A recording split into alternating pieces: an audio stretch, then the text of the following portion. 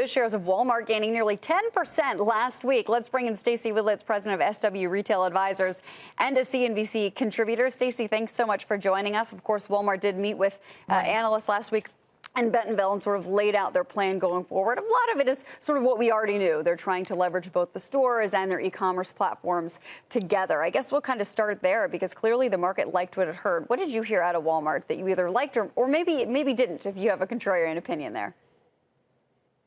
Yeah, I mean, I think Walmart has been doing a great job, certainly in stores and investing once again, and it's really paid off for them.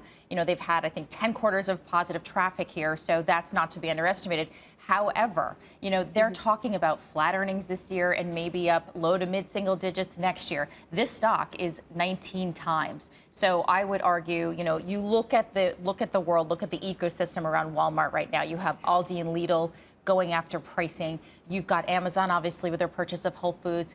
And of course, you know, you have Amazon going more and more into the private label apparel space. So I would argue at 19 times with maybe flat to mid-single digit earnings, hard to put fresh money in that stock here. Yeah, I mean, if you look at the XRT, that retail ETF down 4% last week, the worst week of the year. We saw a bit of a larger dip in the year prior, but there's not a ton of positive investor sentiment going into the holiday season for retail. And you bring up a great point with Amazon. Of course, it's very hard to ignore. Some vendor issues, perhaps, or maybe some vendor conflicts with Amazon trying to go into apparel, build up their own private label using some of the same vendors as Gap and Nike. So what does that mean? Just as good of quality out of Amazon, perhaps? Is that going to put some pressure on the traditional vertically integrated players? Sure. So, you know, certainly we've heard rumblings about Amazon going into athleisure, and it sounds like, of course, they are. They're going after every category that has high returns.